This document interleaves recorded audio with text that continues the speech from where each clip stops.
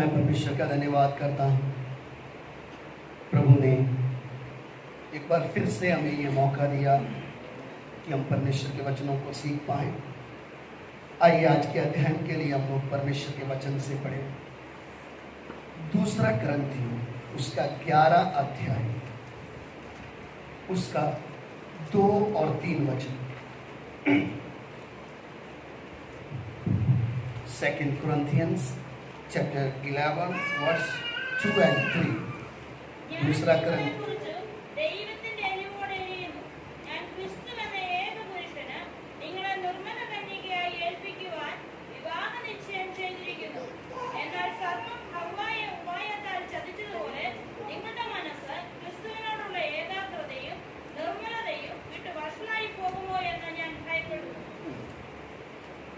क्योंकि मैं तुम्हारे विषय में ईश्वरीय धूल लगाए रहता हूँ, इसलिए कि मैंने एक ही पुरुष से तुम्हारी बात लगाई है कि तुम्हें पवित्र कुंवारी के समान मसीह को सौंप दूं। परंतु मैं डरता हूँ कि जैसे सांप ने अपनी चतुराई से हवा को बहकाया, वैसे ही तुम्हारे मन उस सच्चाई और पवित्रता से जो मसीह के साथ होनी चाहिए कहीं भ्रष्ट ना किए जाए। आमीन। प्रभु का दास पौलुस करंथ की कलीसिया को लिखता है, मैंने एक पुरुष से तुम्हारी बात लगाई है।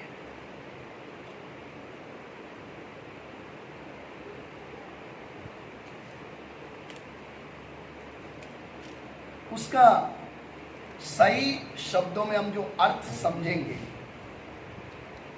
जैसे एक लड़की की लड़के के साथ सगाई हो जाती है या मंगनी हो जाती है,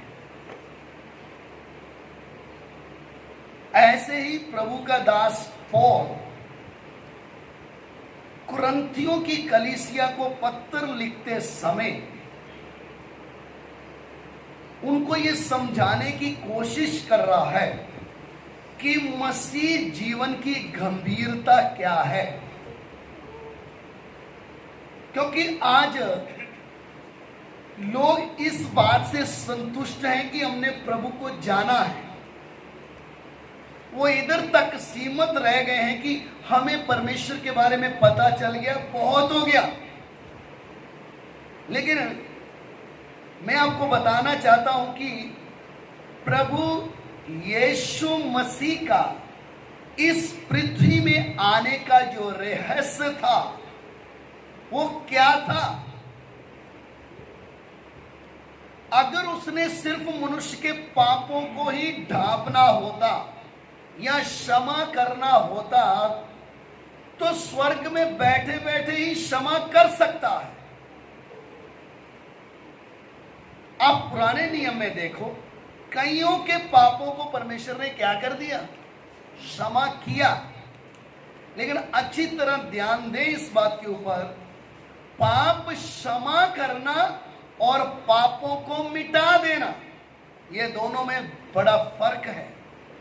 क्षमा कर दिया, ढांप दिया तो दिखेगा, लेकिन जो मिटा दिया वो दोबारा दिखेगा नहीं।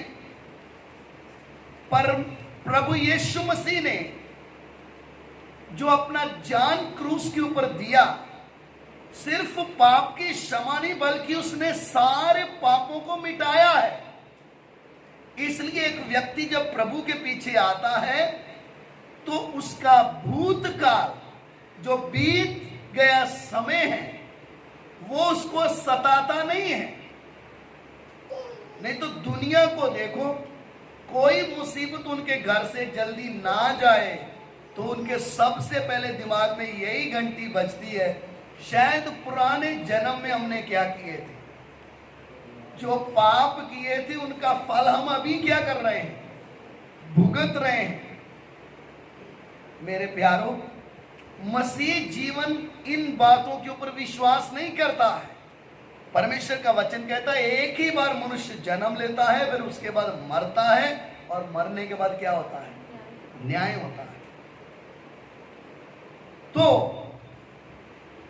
मसीह जीवन सिर्फ इस बात से संतुष्ट रहने वाला जीवन नहीं है कि हमने सिर्फ प्रभु को जान लिया, प्रभु के ऊपर भरोसा कर लिया, उद्धार पा लिया है, बस काफी है। मसीह जीवन रोज अपने आप को बड़े गंभीरता से चलने वाला जीवन है, या अपने जीवन के प्रति बड़े सुचेत रहने का जीवन है। इधर प्रभु का दास पौलुस एक बड़ी बात बोलता है, मैं ईश्वरीय धुन में रहता हूं। कौन सी उसकी ईश्वरीय धुन है?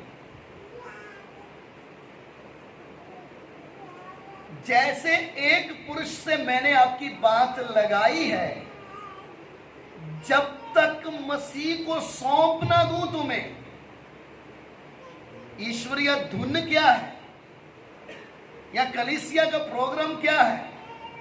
ये नहीं कि रविवार आके ताली बजाई, गाना गाया, वचन सुना, समझ में आया नहीं आया, हमने हाजिरी लगा दी, बात खत्म हो गई। परमेश्वर का एक एक वचन जो हम आज सीख रहे हैं, वो हमें परमेश्वर प्रभु यीशु मसीह के स्वभाव में दिन प्रतिदिन बदलता जाता है। वचन सुनने का कारण, इधर आने का उद्देश्य हाजिरी लगाना नहीं है। जो वचन हम सीखते हैं, उस वचन के अनुसार अपने जीवन को बनाकर, उस वचन के अनुसार चलकर दिन प्रतिदिन, वचन में क्या लिखा है, 1 साल के बाद नहीं, 6 महीने के बाद नहीं, दिन प्रतिदिन हम अंश अंश करके क्या होते जा रहे हैं? मसीह के रूप में बदलते जा रहे हैं। पौलुस उस बात की गंभीरता को लिखते हुए क्या बोलता है? इधर का प्रोग्राम नहीं है, इस पृथ्वी का प्रोग्राम कलीसिया नहीं है। किधर सौंपना है? एक दिन परमेश्वर को सौंपने तक एक सेवक की जिम्मेवारी रहती है।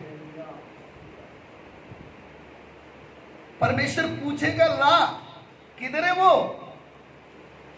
एक विश्वासी आया था, वो कहां है?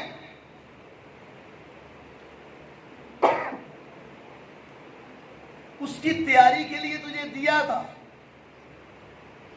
तो वो तैयारी किसमें है? परमेश्वर के वचन में। इसलिए हमें वचन सीखने की जरूरत है। इसलिए हम वचन सुनकर उसके अनुसार चलते हैं। ऐसा नहीं है कि बुराई करना आता नहीं है। इधर आप जितने बैठे हैं, सबको क्या करना आता है? बुराई करना। कैसे खड़े खड़े सामने वाले को उल्लू बना के अपना काम, ये सब आपको अच्छे से आता है, लेकिन करते क्यों नहीं?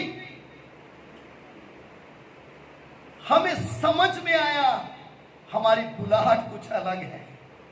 हमें समझ में आया इन चीजों में परमेश्वर की इच्छा पूरी कर, ये बुराई है। परमेश्वर का भय हमारे अंदर आ गया।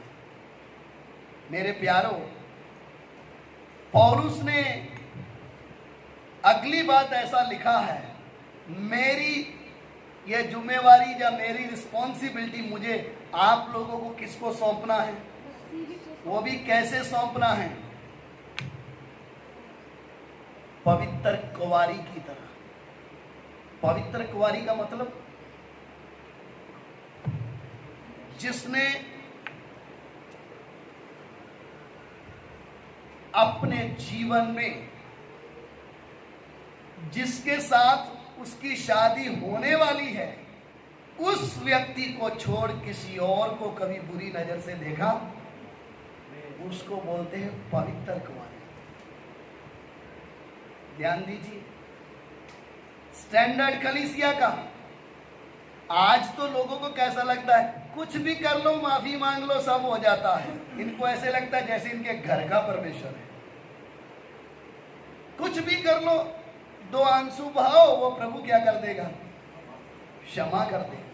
वो तो क्षमा करने आया, तो जो पहले आपके इतने बड़े बड़े कालक थे क्षमा किए, वो क्या था फिर? मसीह जीवन को नहीं समझेंगे तो हम चल नहीं पाएंगे। आज नहीं तो अगले साल नहीं तो उसके अगले साल उखड़ जाएंगे। मैं खुद नहीं आया हूं, परमेश्वर ने मुझे छुड़ाया है। उदाहरण, 50 आदमी लाइन में खड़े थे जिनको सांकड़ों से क्या किया गया था? छुड़ाने वाले ने उस 50 में से मेरे आकर ताला खोला। वो है कीमत। एक गंभीर बात, मेरा सौभाग्य, आज भी मेरा भाई क्या कर रहा है, मेरी बहन क्या कर रही है, मेरी माँ क्या कर रही है, मेरे रिश्तेदार क्या कर रहे हैं, अभी भी उसी जंजीर से क्या हुए हैं, बंधे हुए हैं। लेकिन जब मुझे खोला है तो ये मेरे अच्छे काम नहीं, मेरी खूबी से नहीं, उसके अनुग्रह से हुआ। अब इस पृथ्वी तक का खेल नहीं है ये कि चलो कैसे भी चले जाओ। आज दुनिया की सोच क्या है? लोग चर्च बदलने में देर नहीं करते हैं। क्यों? उनको अपने हिसाब का एक पास्टर चाहिए, उनको उनके हिसाब से एक चर्च चाहिए जहां उनकी इच्छाएं पूरी की जाए, जहां उनकी अभिलाषाएं पूरी हो, जहां से कोई पाप का प्रचार करने वाला ना हो, जहां कोई ये चेतावनी देने वाला ना हो कि परमेश्वर का न्याय आने वाला है, उस न्याय के सामने हमें खड़े होना है। ऐसी बातों का कोई बोलने वाला ना हो। हम ऐसा चर्च खुद ढूंढ के जाएंगे। एक व्यक्ति को परमेश्वर लेके आता है, ना कि वो खुद ढूंढ के आता है। परमेश्वर उसके जीवन में एक सेवक को लेके आता है, ना कि एक विश्वासी सेवक को ढूंढने जाता है। इसलिए परमेश्वर का वचन कहता है, मैंने मेरे सेवक को उठाकर भेजा है। अगर वो भेजे ना तो एक व्यक्ति कभी भी परमेश्वर की सेवकाई कर नहीं सकता है। आज का माहौल आप देखें, कितने सैकड़ों लड़के, कितने भाई ऐसे खड़े हो गए बाइबल लेके, उनको ऐसा लगने लग गया कि मुझे थोड़ा वचन आ गया तो मैं पास्टर हूं। पास्टर की रिस्पॉन्सिबिलिटी क्या है? कलीसिया को सिद्ध करके, पवित्र करके मसीह को सौंपना है, ना कि उनको अपनी कमाई का साधन बना के इस्तेमाल करना है। इसलिए पौलुस बोलता है, मैं पवित्र कुंवारी की तरह तुम्हें सौंपना चाहता हूं। उस पवित्र कुंवारी का मतलब, कलीसिया को यीशु मसीह लेने आने से पहले उस कलीसिया के बीच में कोई भी ऐसा अवगुण, कोई भी ऐसा कलंक, कोई भी ऐसी झुरी ना हो, बल्कि उस कलीसिया में परमेश्वर की ऐसी कलीसिया हो जिसमें परमेश्वर की महिमा वास कर सके। उस महिमामय कलीसिया को लेने के लिए यीशु मसीह आ रहा है। हर एक चर्च यीशु मसीह की दुल्हन की तैयारी नहीं कर रहा है। लोगों को इकट्ठा करके अपना धंधा चला सकते हैं, लेकिन ईश्वरीय धुन के द्वारा कलीसिया को पवित्र कुंवारी की तरह सौंपने का ये वरदान, ये बात पवित्र आत्मा के द्वारा एक परमेश्वर के नियुक्त किए हुए दास को मिलती है। इसलिए मेरे प्यारों, ये ना समझें कि हम इस पृथ्वी में सिर्फ कैसे भी जिसको जो मिल गया हम अपने हिसाब से चलेंगे। एक जिम्मेवारी है। एक विश्वासी किधर से भी आ गया, अन्य जाति से आ गया, किधर से भी आ गया, उसको मसीह को सौंपना है। आज घूमने फिरने वाले लोगों को यह समझ में नहीं आ रहा, आपको पवित्र कुंवारी की तरह सौंपेगा कौन? आप कहां जाओगे? आपको सिद्ध करने के लिए परमेश्वर ने कौन सा सेवक नियुक्त करके आपकी उम्र ठहराया है? इसलिए पौलुस क्या बोलता है? रविवार चंदा खाने के लिए, भीड़ इकट्ठा करने के लिए वो सेवा नहीं है। परमेश्वर की दी हुई सेवा एक एक व्यक्ति को सिद्ध करके मसीह को सौंपना है। लेकिन उसके 3 वचन में लिखा है। मैं चाहता हूं एक बार वो 3 वचन पढ़े, हिंदी में पढ़े। परंतु मैं डरता हूँ कि जैसे सांप ने अपनी चतुराई से हवा को बहकाया, वैसे ही तुम्हारे मन औषधदायी और पवित्रता से जो मसीह के साथ होनी चाहिए कहीं भ्रष्ट ना किए जाए। प्रभु का दास पौलुस बोलता, परंतु मैं डरता हूं। ये कौन है जो ये शब्द बोल रहा है, मैं डरता हूं? ये वो है जिसके 5 बार कोड़े पड़े तो भी ये डरा, 3 बार बैंत पड़े तो भी ये डरा। ये यात्रा में जा रहा था, इसका जहाज टूट गया, इसको रात दिन समुद्र में काटना पड़ा, ये तो भी डरा। ये राजा अग्रिप्पा के सामने जो इसको पूछ रहा था कि तू क्यों यीशु के पीछे चल रहा, ये उससे भी डरा। इसको मारपीट करने आए लोगों के सामने खड़ा रहा, लेकिन ये डरा नहीं। लेकिन इधर ये एक इकलौती आयत है, परंतु मैं डरता हूं। किस बात से? जैसे हवा को सांप ने बहका दिया था, कहीं ऐसा ना हो वो ही अपनी चतुराई से तुम्हें भी क्या करे, तुम्हारे मन भी क्या ना करे, बहका के भ्रष्ट ना करे। इसलिए मैं क्या करता हूं, डरता हूं। किस काम के लिए? ऐसा ना हो तुम्हारे मन क्या हो जाए, भ्रष्ट हो जाए। ये भ्रष्ट होने का मतलब क्या है कि कहीं तुम सत्य वचन से क्या ना हो जाओ, दाहिने बाएं ना चले जाओ। ध्यान दीजिए इस बात के ऊपर, भ्रष्ट होने का मतलब क्या है कि तुम सत्य को छोड़कर जिस जगह तुम्हारी तैयारी चल रही है वो छोड़कर अपनी मर्जी से, अपनी इच्छाओं से चलने लगो। जैसे सत्य से हवा को बहका दिया था किसने? शैतान ने। ऐसे तुम्हारे मन भी कहीं क्या ना हो जाए, भ्रष्ट ना हो जाए। आज कई मसीह लोग भ्रष्ट होकर बैठे हैं। क्यों? क्योंकि उन्होंने परमेश्वर के वचन की गंभीरता को नहीं समझा। उनको ऐसा लगने लग गया कि हम अपने आप से जो फैसला करेंगे वो सही है।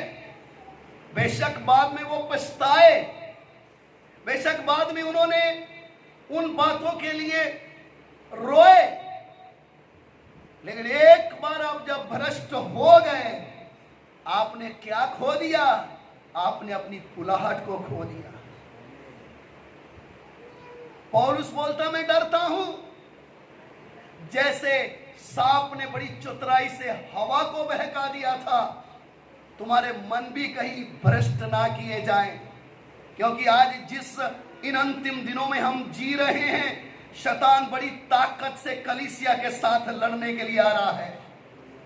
अच्छी तरह ध्यान दें, उसकी लड़ाई किसी और से नहीं, उसकी लड़ाई उसके साथ नहीं है कि किधर कितनी भीड़ इकट्ठी हो रही है, किस चर्च में कितने मेंबर आ रहे हैं, कौन सी चर्च बड़ी भीड़ के साथ लोगों के सामने आ रही है। शैतान को उससे कोई फर्क नहीं है। आज कितने ऐसे लोग हैं जो शैतान के राज्य में रहकर रविवार को चर्च में जा रहे हैं, क्योंकि उनको अभी तक छुटकारे का अनुभव हुआ ही नहीं। शैतान को उनसे कोई प्रॉब्लम नहीं है। शैतान को किससे प्रॉब्लम है? यीशु मसीह की दुल्हन किधर तैयार हो रही है, वो पवित्र कुंवारी की तैयारी कहां हो रही है, उसकी ध्यान, उसका नजर उधर है। इसलिए उनको क्या कर रहा है? संसार की ओर प्रलोभन देकर खींच रहा है। उनके काम को उनके सामने बड़ा पब्लिश कर रहा है, ताकि उनके पास परमेश्वर के वचन को पढ़ने का टाइम ना रहे, उनके पास परमेश्वर की आवाज सुनने का टाइम ना रहे, ताकि जब तुरी की आवाज कलीसिया सुने तो यह व्यक्ति भ्रष्ट होकर बैठा रहे। इसलिए पौलुस बोलता, मैं डरता हूं।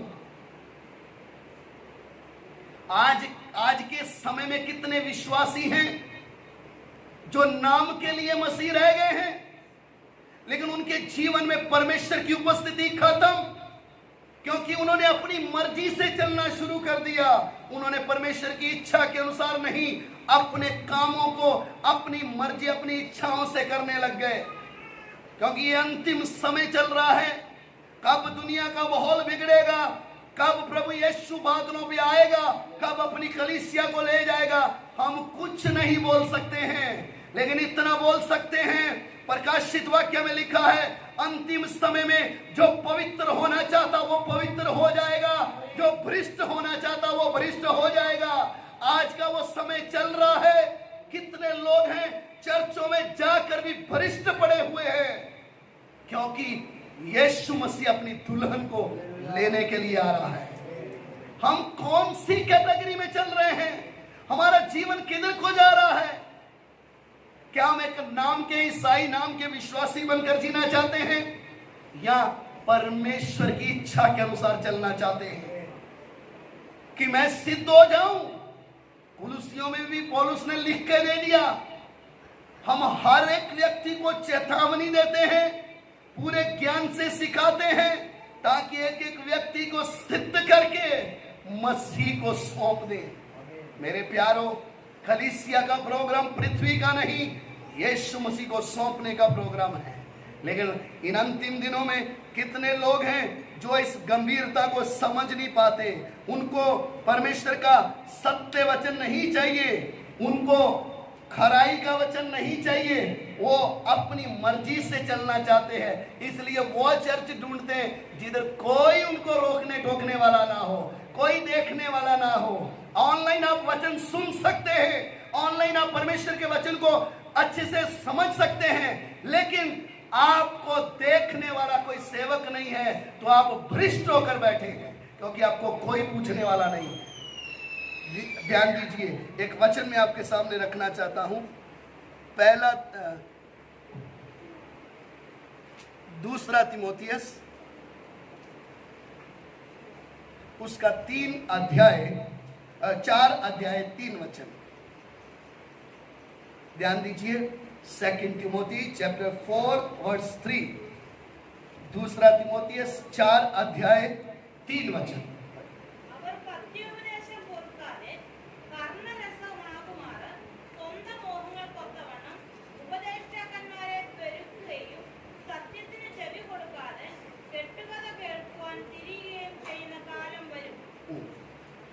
क्योंकि ऐसा समय आएगा जब लोग खरा उपदेश ना सह सकेंगे, पर कानों की खुजली के कारण अपनी अभिलाषाओं के अनुसार अपने लिए बहुत से उपदेशक बटोर लेंगे। आगे, और अपने कान सत्य से फेर कर कथा कहानियों पर लगाएंगे। आमीन। इधर प्रभु के दास पौलुस तिमोथियस को लिखता है, क्योंकि ऐसा समय आएगा। उस समय लिखा था, लगभग 2000 साल पहले ऐसा लिखा था, तिमोथी ऐसा समय आएगा। कैसा आएगा? लोग खरा उपदेश ना सहन कर पाएंगे। लोगों को कौन सा उपदेश चाहिए? खरे में और ना खरे में फर्क क्या है? खरा उपदेश हमारे पाप को नंगा कर देगा। खरा उपदेश हमारे अंदर के अभिलाषाओं को निकाल के बाहर रख देगा। खरा उपदेश उस परमेश्वर का वचन है जो आत्मा और प्राण को, जीवित को, गुद्दा गुद्दा प्राण को अलग अलग कर देगा, छेद देगा। खरा उपदेश वो है जो ये बताएगा, सकेत फाटक से प्रवेश करो, तंग मार्ग में चलो। खरा उपदेश वो है जो यीशु मसीह का चेला बनकर चलने के लिए सिखाएगा। ये लोग खरा उपदेश ना सहने के कारण अपने अभिलाषा के अनुसार, अपनी इच्छा के अनुसार ऐसे उपदेश को क्या कर लेंगे? क्योंकि सत्य वचन कान में खुजली करेगा। वचन में क्या लिखा है? खरा उपदेश ना सहने करेंगे, कानों की खुजली के कारण अपनी इच्छा से क्या करेंगे। कई लोगों के कान में सत्य उपदेश जाते ही आग लग जाती है। वो बोलते ये पास्टर तो बहुत खुला बोलता है, तो चादर ओढ़ के बोलने का है, छुप छुप के बोलने का है, हम तो खुला बोलते हैं। क्या बोलते हैं? यीशु मसीह पापियों का उद्धार करने के लिए आया है। यीशु मसीह को जानने के बाद भी आप पाप में जी रहे हैं तो आपने यीशु मसीह को जाना ही नहीं है। कोई दूसरी आत्मा आपको चला रही है जो पाप भी करा रही है, यीशु का नाम भी ले रही है। आज दुनिया भक्ति भी कर रही है, पाप भी कर रही है, दोनों एक ही है, मालिक है आपका। खाली नाम बदला है, भगवान का नाम बदला है, जीवन नहीं बदला है। सत्य खरा उपदेश ना सहने के कारण कानों में खुजली हो जाएगी और उस खुजली के कारण अपनी अभिलाषाओं को के अनुसार क्या करेंगे, उपदेशक ढूंढ लेंगे। ये हमें तो ये अच्छा लगता है, ये बहुत मीठा प्रचार करता है, ये बोलता है मैं तुम्हें ब्लेस करता हूं। ये बोलता है वो तुम्हारा वीजा लगने वाला है, हमें ऐसा चाहिए। ये बोलता है तुम्हारी 30,000 सैलरी है, अभी 50 होने वाली है। हम स्तोत्रम बोलते हैं। ये प्रभु का दास बहुत अच्छा है। ये कभी हमारी गलती नहीं बोलता है, ये कभी हमें डांटता, ये कभी हमारे साथ गुस्से से बात नहीं करता। हमारा पास्टर तो जब देखो गुस्सा ही करता रहता है, कान में खुजली होता है आपके। सत्य खरा उपदेश ना सहने के कारण लोग अपनी अभिलाषाओं के अनुसार क्या कर लेंगे, बटोर लेंगे। बटोरने का मतलब ये अच्छा वो अच्छा, ऐसा जैसे आप लारी पे टमाटर नहीं बिल लेते हैं या आलू बिल लेते हैं, बटोरते हैं, ऐसा परमेश्वर का दास बटोरने वाली चीज नहीं है। वो परमेश्वर का भेजा हुआ है। सुनोगे तो जीवन पाओगे, इनकार करोगे तो नाश में जाओगे। वो है प्रभु का दास।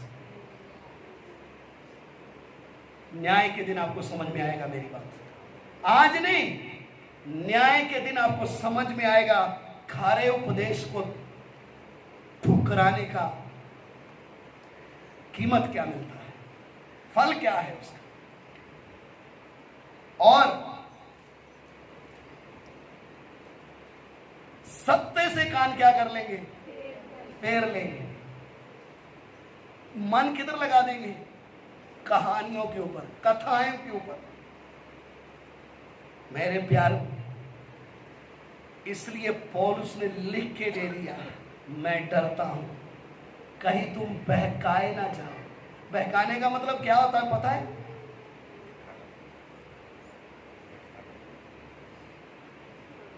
एक बात, फर्स्ट मुलाकात हवा की सांप से हुई। हवा ने जवाब क्या दिया सांप को? ये जो बीच वाला पेड़ है इसका फल परमेश्वर ने बोला नहीं खाना, खाओगे तो क्या हो जाओगे। ये किधर बैठा हुआ था उनके, खाएंगे तो क्या हो जाएंगे। लेकिन बहकाने का मतलब थोड़ी ही देर के बाद बोलती है हाँ दिखने में तो क्या लगता है।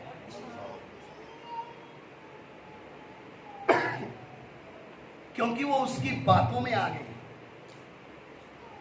दूसरे की भाषा बोलने लग जाना।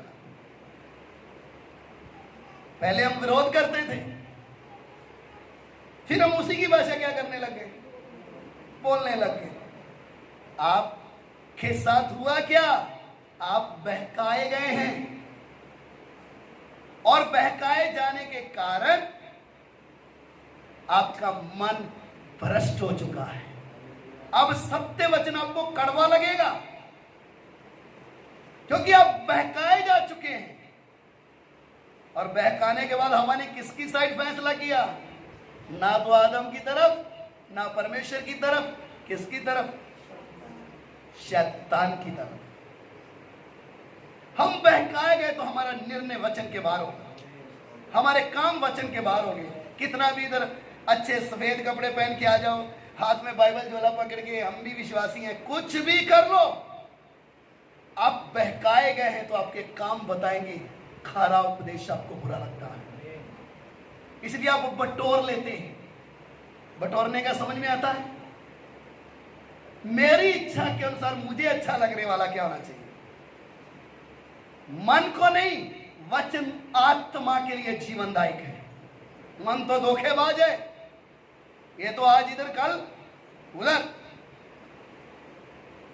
इसलिए पौलुस बोलता मैं डरता हूं। आज कितने ऐसे विश्वासी जिन्होंने शुरू में यीशु के लिए कीमत दिया, उन्होंने किसी की परवाह नहीं की, लेकिन खरा उपदेश छोड़ दिया, सत्य से कान फेर लिया, आज वो आत्मा में ठंडे होकर बैठे, क्योंकि उनके जीवन से हुआ क्या, परमेश्वर की उपस्थिति चली गई।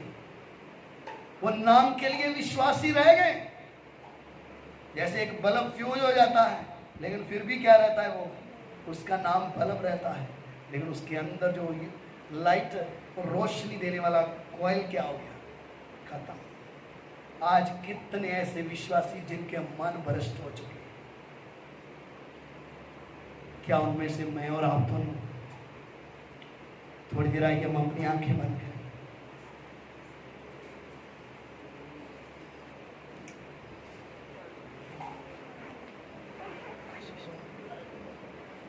हालेलुया। थोड़ी देर प्रार्थना में जाते।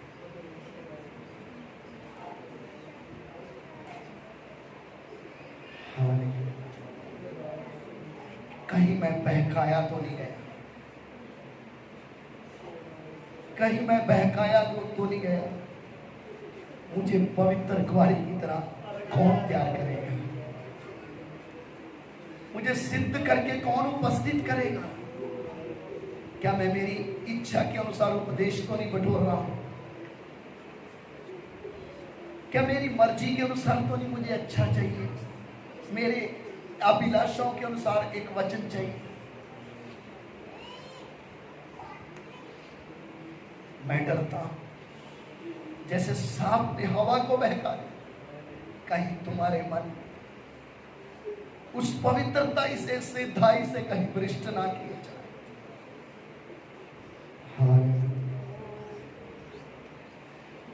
हालेलुया, धन्यवाद, आमीन। हमारे प्यार करने वाले परमेश्वर, हम आपका धन्यवाद करते हैं तेरे दिए हुए वचनों के लिए। तेरा वचन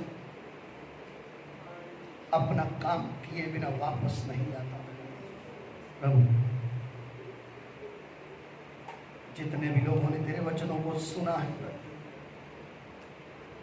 एक ऐसा मन जो तेरे खरे उपदेश को ग्रहण कर सके, एक ऐसा मन प्रभु